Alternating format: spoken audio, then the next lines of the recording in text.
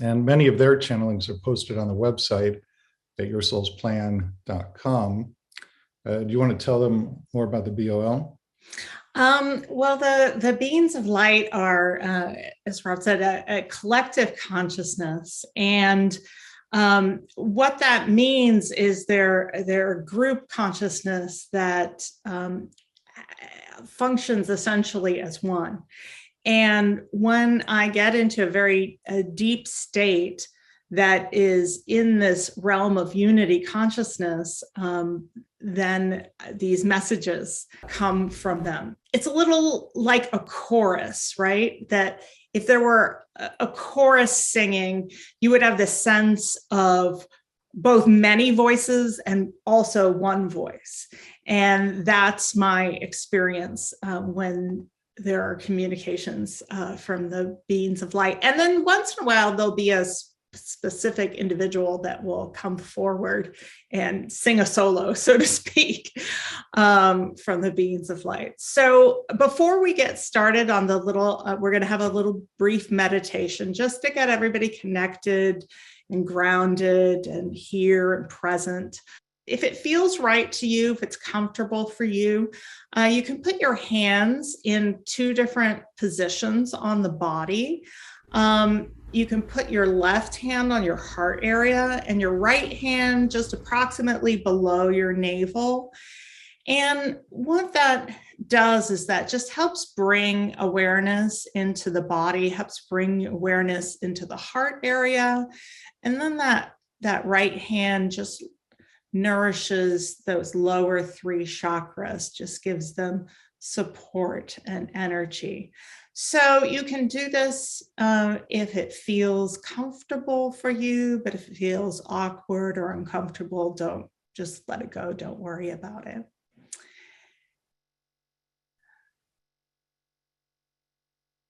We're going to begin bringing awareness into the body. And if it's safe to do so, you can gently close your eyes.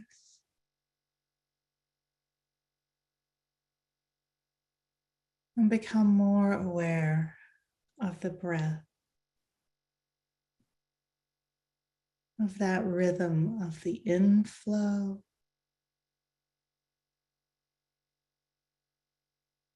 followed by the outflow. A beautiful tide that is with you all day. A beautiful rhythm, like the rhythm of your heart.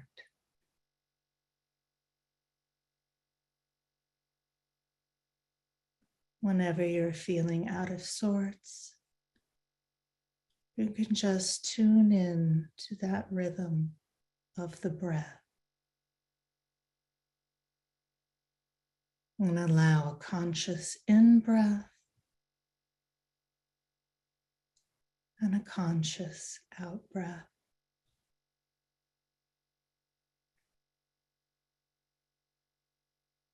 And as you breathe in, you ground deeper into your being, into yourself as pure awareness. And on that out-breath, you allow all tension, all time, all past and future to be released and let go.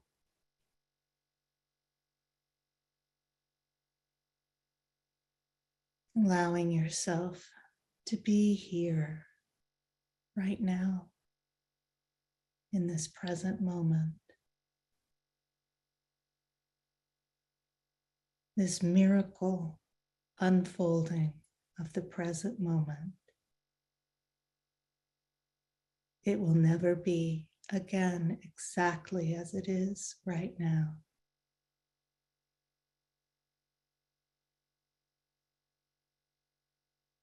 For that is the miracle of life. To bear conscious witness to that which is, right here, right now. And that is the sacred role each and every one of us have to play.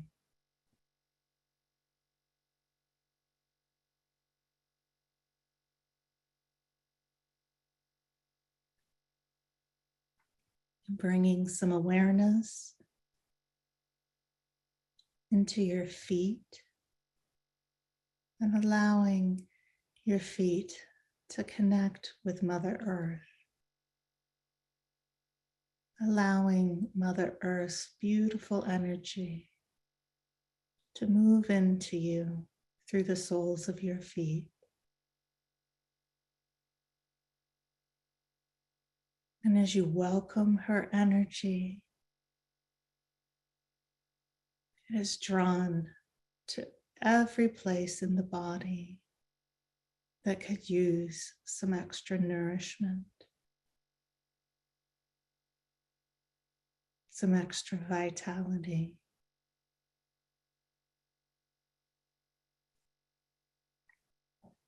And it flows effortlessly into every cell, every tissue, every organ, and moves fully into your body, up the legs, up the torso, into the arms and hands, up the neck, into the head, all the way to the top of the crown chakra, the top of the head. And there you allow in a beautiful column of divine white light source energy. This is pure, formless beingness, divine white light.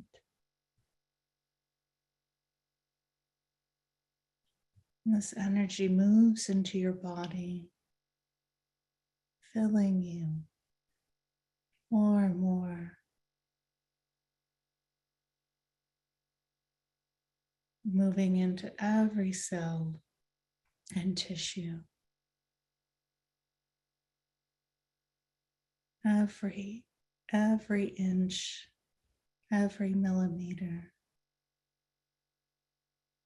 of space within you becomes filled with this beautiful divine energy that is ultimately you. And this energy moves all the way down your body into your feet and joins again with Mother Earth. And now bring your awareness to your heart area and feel that beautiful merging of Mother Earth's energy with the divine energy of Source. Feel them resonating together and ultimately acknowledging that they are one and the same,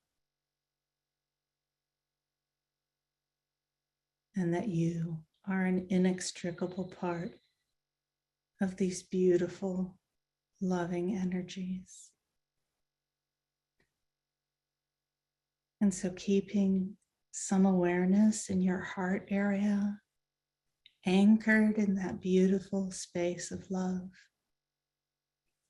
gently begin opening your eyes, bringing awareness back into the room that you're in, bringing an awareness to the screen. I'm ready to share this gift of time that we have together.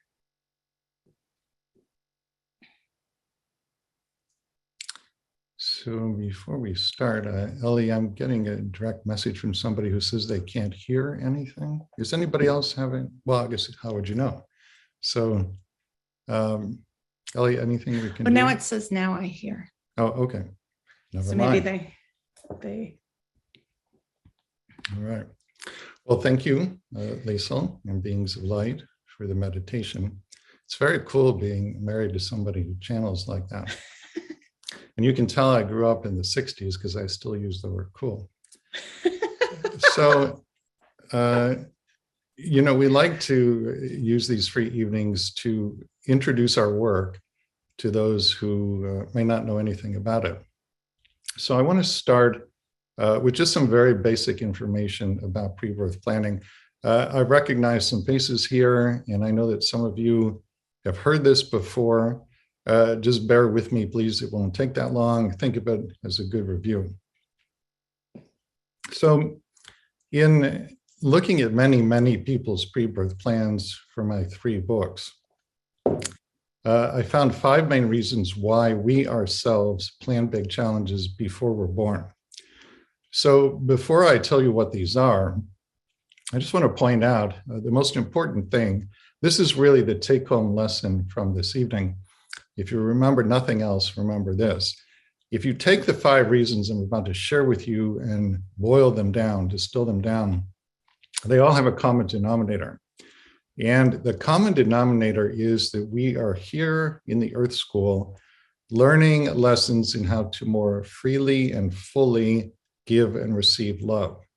That is the bottom line reason why almost every single person is here. Now, there are, I think, some enlightened people in the world who don't really have anything else to learn about giving and receiving love, but not very many. The vast majority of the population, and I include myself certainly in that group, we are here learning lessons in how to more fully and freely give and receive love. So with that having been said, the first main reason I've seen in my work for planning big challenges before we're born is balancing and releasing karma. It's important for you to know that balancing and releasing karma are not the same thing. Balancing karma means you plan in an upcoming lifetime to have a new experience that energetically offsets a previous experience. Releasing karma means you heal the underlying tendency that created the karma in the first place. In other words, if all you do is balance karma without also releasing it, you'll just end up recreating the same karma over and over again. The example I like to use for balancing karma is 2 people who had a past life together in which one was ill and the other was that person's caregiver. When they transition back to the non-physical realm at the end of that lifetime and have a life review, as we all do, they'll see the caregiving relationship portrayed in the life review. And when they see that, they may or may not feel complete with that relationship. By complete, I mean they may or may not feel there's more to learn through that kind of relationship. If they feel complete with it, then as I understand it, there is no karma and they'll go on to plan something completely new. But if they feel incomplete with that relationship for any reason at all, the feeling of incompletion is the karma. So let's say they feel that way. What can they do to balance the karma? Well, the easiest thing to do is just trade places. So now the one who was the caregiver plans to have an illness in the upcoming lifetime, and the one who had the illness plans to be the caregiver. That is essentially how balancing karma works. That's reason number 1. The second main reason I've seen in my work for planning big challenges before birth is healing. And there's a very good story to illustrate this in my first book, Your Soul's Plan. There's a story about a woman who, her name is Penelope, and she was born completely deaf in this current lifetime. I had the opportunity to go into her pre-birth planning session and hear the conversation she had with her spirit guide when the deafness was planned. And what emerges from that dialogue is that in the lifetime immediately previous to this one, she had the same mother she has in this lifetime. And in that past life, when she was a little girl, she heard her mother shot to death by the mother's boyfriend. Now, she didn't actually see the murder, but she heard the gunshots that led to her mother's death. As you can imagine, she was quite traumatized by that, so much so that it led her to suicide later in that lifetime. So Penelope returned to spirit from that incarnation with what you could call an energy of unhealed trauma, which now has to be healed. In her pre-birth planning session, her spirit guide says to her, "My dear, would you prefer to be born deaf so that no similar trauma will happen to you again, and so that you can complete your healing from the last lifetime?" And she says, "Yes, that is what I want and what I wish to do." And then what ensues is a fascinating dialogue between her and her guide in which they work out the details of the deafness. That's reason number 2 for planning challenges: healing. The third main reason is service to others. This is something that I have seen in literally every single pre-birth plan I've ever looked at. It's always there, without exception, in some form or another, to one degree or another. The way I think of this orientation towards service, if you read spiritual or metaphysical literature at all, you've probably heard of the concept of oneness. This is the idea that there's actually only one being in existence in the universe. And it's you, it's me, it's Liesel, it's all of us. Each one of us is an individualized expression of the one. The way I understand the orientation towards service is that it's a natural expression of oneness consciousness, which is our natural state of consciousness when we're home on the other side. In other words, let's say that you and I are back on the other side and we're planning an incarnation together. And you perceive that I am literally you. It's not just an intellectual concept the way it is here. You actually experience that I am literally you. Well, then, of course, you will want to be of service to me. And conversely, if I experience that you are literally me, then, of course, I will want to be of service to you. So this orientation towards service, I think, is a natural expression of oneness consciousness, which is our natural state of consciousness when we're back home on the other side. That is the third reason for planning big life challenges. The fourth reason is a desire to experience contrast. And what I mean by that, the non-physical realm we come from, as I understand it, is very much as it's classically portrayed, which is to say it's a realm of complete unconditional love and light. We as souls, again, as I understand it, are made literally from the energy of unconditional love. So if we're made from unconditional love, and we are in this realm of only unconditional love, that means we experience no contrast to ourselves, which in turn means we don't fully understand or fully appreciate who or what we are. We don't understand what it means to be a soul made from the energy of unconditional love. So I think what we as souls are doing here on the physical plane is that we have come for the experience of the contrast, what you could call not love, which we would all agree there's a lot of. Because by experiencing the not love, by the time you go home at the end of an incarnation, you understand through the contrast much more deeply what unconditional love is, which is another way of saying you now have a much more profound self-knowing. Now, I understand this is a somewhat arcane concept. So to make it more accessible, I like to borrow an analogy from a book other than one of my own. Probably all of you or almost all of you know of Neil Donald Walsh, who wrote or channeled the Conversation with God books. In one of those books, the subject of contrast comes up. And God asks Neil to explain it using the analogy of the white room, which goes like this. God says to Neil, imagine that you are a white being in a white room. So you are white. The ceiling is white. The floor is white. All the walls around you are white. Everything in this room is white, including you. Now, if you are such a being in such a room, how do you know that you're white? The answer is you don't. And in fact, you can't until you experience something that is other than white.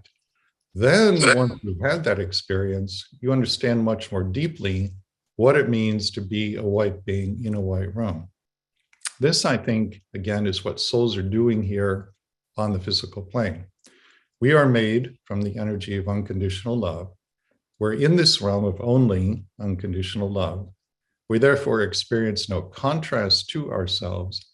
We therefore don't fully understand or appreciate who or what we are.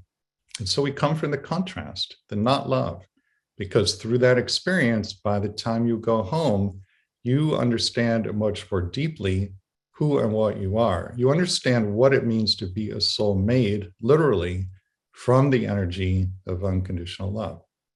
That's reason number 4. There's a new analogy that I was just getting, which is that another way you can think of it is to think of contrast in terms of this analogy. So let's say you're going to take a picture of something, right, to get a sense of it. Well, if you overexpose it, you won't be able to discern anything in it. There won't be enough, literally, contrast in the picture between the light and the dark. And so we come into this realm in order to first experience that contrast between the light and the dark, and then to transmute the dark and bring it all back into the light, so that we have a sense of who we truly are.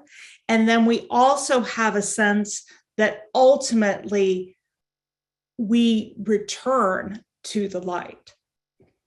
And before I go to reason number 5, somebody is messaging and saying they're still having trouble hearing. So give me 1 second. I'm going to hook up a better microphone. You might have to change your settings on the thing, though. Okay. Testing 1, 2, 3. Wave a hand if that is better at all. Okay, let's go with that. So coming back, the 5th and final reason for planning big challenges before birth, strictly speaking, this is a subset of number 2, healing. But it's so important, I like to break it out as a separate item of its own. And that is healing or correcting false beliefs or false feelings about the self, about oneself. And let me explain how this works.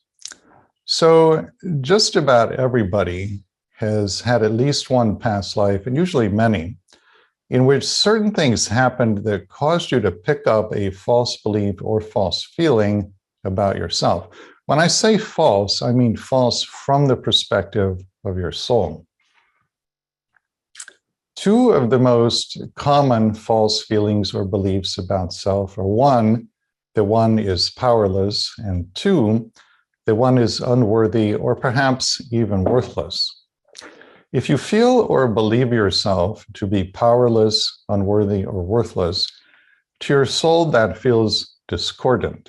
In other words, your soul knows that those things are not true. And your soul wants you to clear or heal the false feeling or false belief. So how is that done?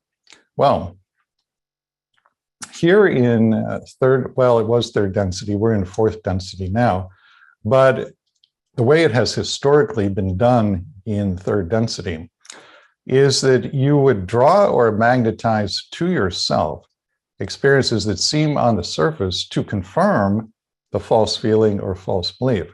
This is actually a fundamental function of life in the so-called lower dimensions.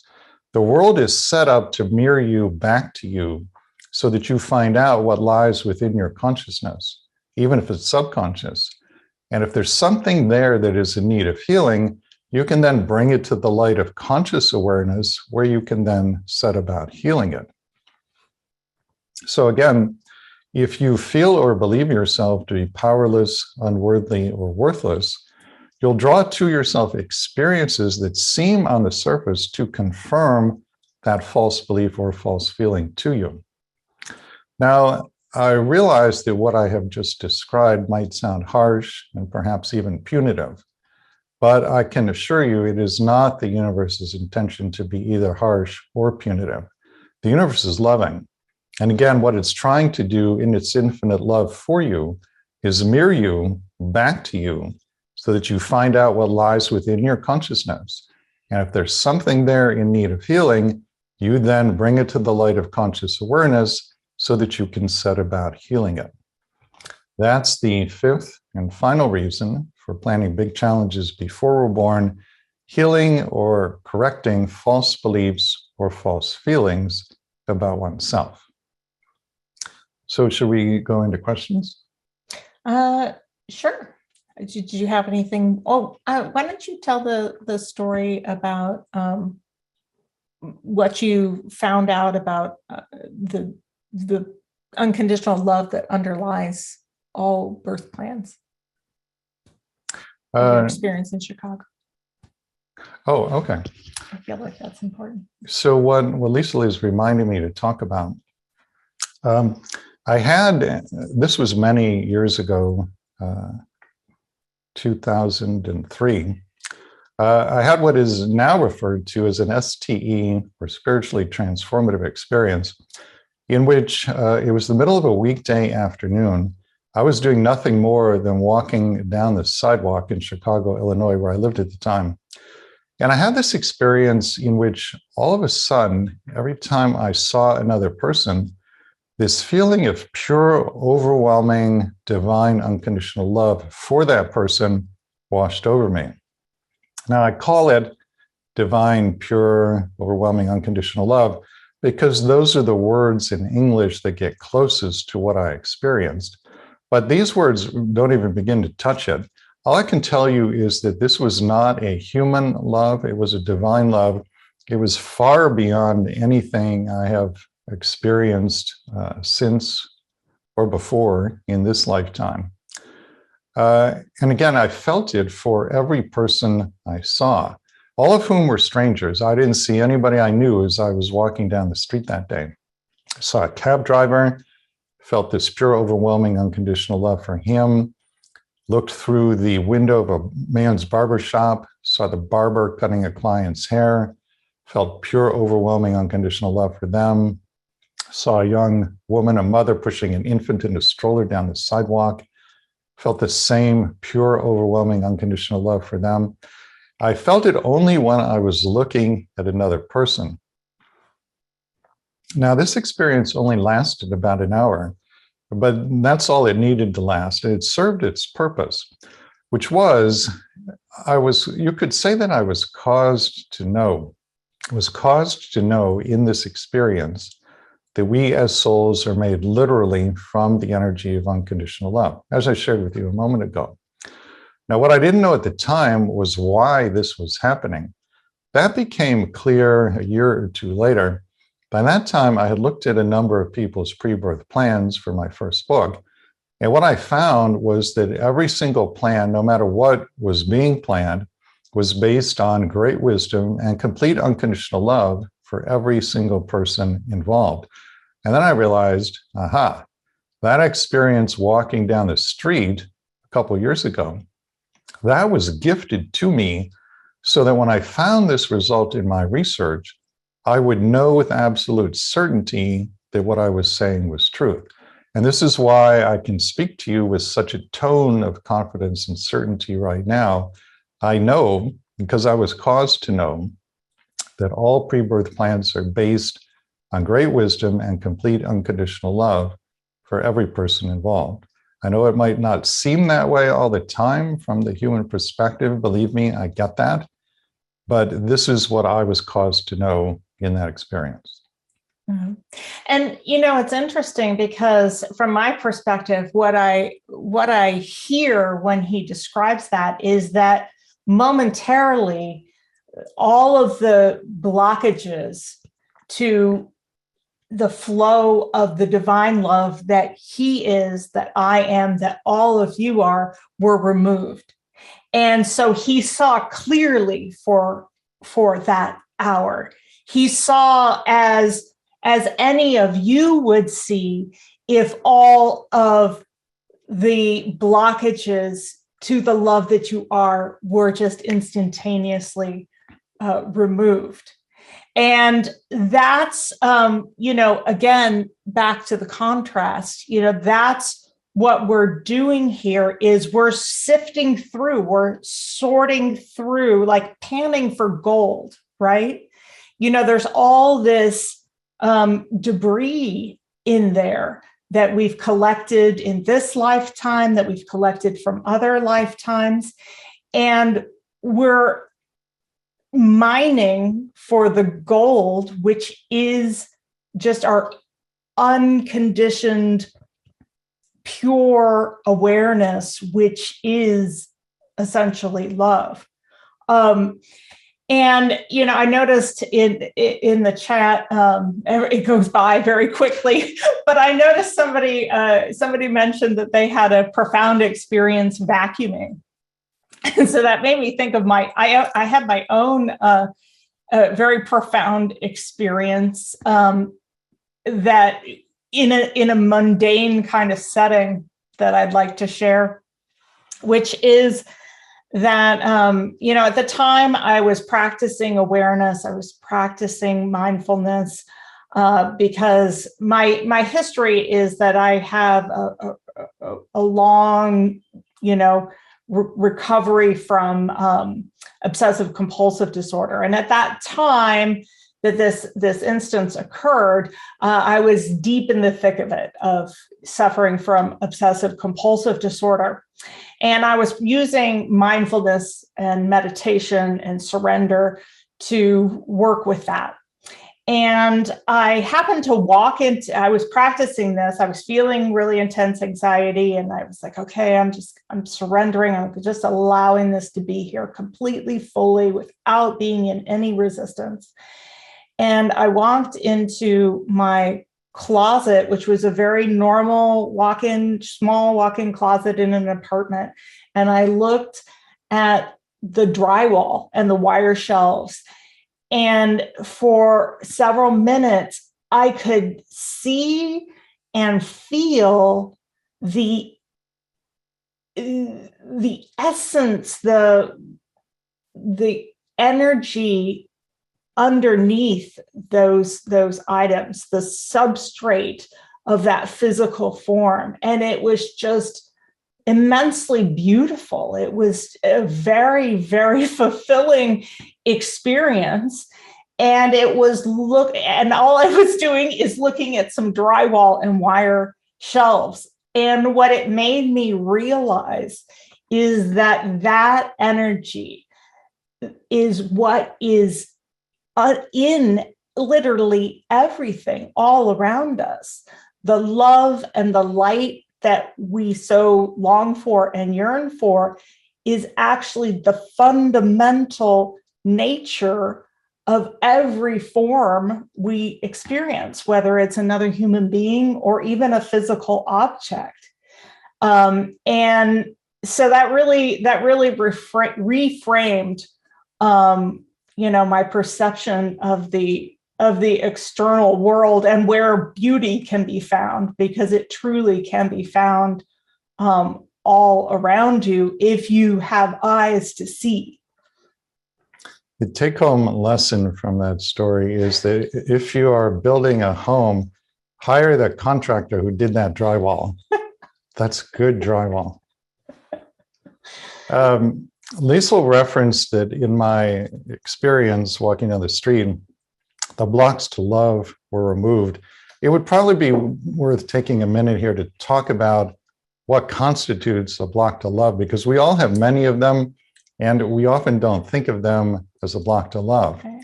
So what would block your perception of love? Well, judgment, that's a big one. Fears of any kind. False beliefs. Annoyances, criticisms, irritations? Do you want to add something? Well, really also being involved in any narrative in the mind. Because the mind it takes you out of the present moment. The mind is all about past and future, and it takes you out of the very vital now moment. So from my perspective, you could have only experienced that if you were really present, if you were in some sort of thought stream that I don't believe you could have had that experience. Yeah, I would agree with that. If you're going off into the past or thoughts about the future, those are blocks to love.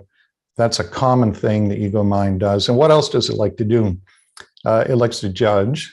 It likes to compare things. If you notice, your mind will always be comparing, ranking, rating different people, your experiences, pretty much everything in life. It also likes to problem solve. The mind loves to dive into what it perceives as a problem and try to figure it out. And if you actually don't have any problems going on at the moment, it will often create some to give itself something to do. And it will convince you that these are actual real problems that need to be solved. So those are the few things to look for that tell you you've gone off into the thought stream of the ego mind, which again is a block to the perception of love. And really, for all of us, our mental and emotional conditioning that we have accumulated throughout the course of our life, and we've come to think of that mental and emotional conditioning as ourself. So we think of it as I'm a person who likes this and doesn't like that, and has this and disposition that, and does this and does not do that. All of that is also what keeps us from dropping into the deeper awareness of our true nature as love, because we've placed our identity in this personal self, this collection of thoughts and emotions, this energy that we've accumulated throughout our lifetime, that we conflate our sense of who we are with. And so that also very much functions as a distraction, you could say, from us knowing the truth of ourselves, because we're so busy in this sense of who we think we are that we don't realize that we are the awareness that is aware of all of those thoughts and emotions and patterns and everything. But we aren't those thoughts and emotions and patterning. So you can think of it this way. Anytime you have a thought about yourself, a judgment about yourself, you make an observation about yourself, that is not you. You are the one that is aware that an observation was made, that is aware that there is a judgment. You are not the self being judged. So before we take questions, we want to take a couple of minutes just to tell you about some upcoming workshops. April 22nd and 23rd is our signature 2-day workshop, Awakening to Your Life Purpose, Discovering Your Life Plan. Everything we do during those 2 days is intended to help you answer 4 main questions. What did you plan for this lifetime?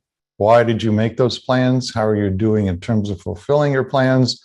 And how can you better fulfill your plans? So Ellie will put a link to that into the chat box. Just to give you a quick overview, On the first day, we do something called the Divine Virtues exercise, which tells you which qualities you're working on in this lifetime. And that's one of the main reasons you planned your biggest challenges. You viewed the challenges as giving you both the opportunity and the motivation to cultivate certain virtues that are important to you. These would be things like unconditional love, patience, empathy, compassion, and so on. Then on that Saturday afternoon, we do the first of 2 group hypnotic regressions. This one is to contact one or more loved ones who are back on the other side, including pets. People very often contact both people and pets. And if the form the contact takes is verbal or telepathic, then you have an opportunity to ask any questions you have about your life plan with them. And then Sunday is the feature offering. This is the form of hypnosis I practice called a between lives soul regression. And the highlight of that is that you go in front of what we call your council of elders. These are the very wise, loving, and highly evolved beings who oversee your personal evolution. And when you're there, you can ask literally any question. And if it's for your highest good, they'll answer it. I prompt the group to ask a very long and extensive series of questions. So I think you're pretty safe sticking with what I will prompt you to ask, but you can ask literally anything you would like to ask. So you should come out of those 2 days with a much better understanding of your pre-birth plans. And we have a coupon code for you, which is April 2223, the dates of the workshop. And if you enter, that is good for 48 hours. And if you enter it as you're checking out, that will give you, I believe it's 15% off. April in all caps. Right. April 17th is our Higher Self workshop. This is intended to bring you into closer communion with your higher self. And we'll talk in a moment about what a higher self is, so that you can receive more inspiration and guidance from your higher self. And then May 13th is a 1-day Between Lives Soul Regression workshop. It's the second day of the 2-day workshop. We do it as just a 1-day workshop in May. Anything you wanted to add? I believe there's a Star Souls workshop in May, but I'm not sure. I don't remember when it is. Do you? I don't know. Maybe Ellie, you can check on that and let us know. So before we take questions from those who have raised their hands, Star Soul, that's a term we use to refer to somebody, and probably many of you are Star Souls, who comes from a faraway civilization, usually one that is much more highly evolved than Earth. And so when a Star Soul gets here, they often feel very out of place, very different from everybody else. They often think that human ways of doing things are nonsensical and sometimes barbaric. There's often a longing to go home, even though the Star Soul generally doesn't remember where home is. And so in the Star Soul workshop, we go through a process that's intended to help you realize what your unique Star Soul gifts are, because you all, if you're a Star Soul, you've brought unique gifts here in service to humanity. And the other half of the equation is the workshop is intended to help you understand how to better employ your Star Soul gifts in service to humanity. So I want to take 2 questions that were sent in advance. Somebody quoted the title for this evening, which is, "Did I really plan this?" and said, that's an excellent question. So I will speak to that question. And I just want to share with you a very brief anecdote. You know, people always ask, how do I know if a particular experience is something that I planned before I was born? As those of you who have read any, excuse me, as those of you who have read any of my books know, I worked with mediums and channels to access people's pre-birth plans. And a lot of the channeling was conversations with Jesus. So I asked him in one of these channeling sessions, how does somebody know if a particular experience is something they planned before they were born? He had a very interesting, illuminating, and surprising response. He said, anytime you have the thought, this should not be happening, that thought almost always indicates it's something you yourself planned before you were born. So there you have one indicator you can use to decide if you plan something. And then somebody said, what is a higher self? So I'll just share my understanding, and then if yours is different, maybe you can chime in. I use the term soul and higher self interchangeably, and I think of the soul or the higher self as what you could call a spark of God. And then the personality, that would be all of us here tonight. We are what you could call sparks of the soul. You are a portion of your soul's energy placed temporarily into a physical body. So the higher self, more so than the personality usually, is much more love-based, not fear-based. And well, I'll share my own experience. I had quite a profound experience just a couple of weeks ago, which I feel is part of this ongoing ascension process we're all going through, where I felt the energy of my higher self coming quite strongly into my body. And this is very hard to put into words, but this energy is very, very powerful and very, very still.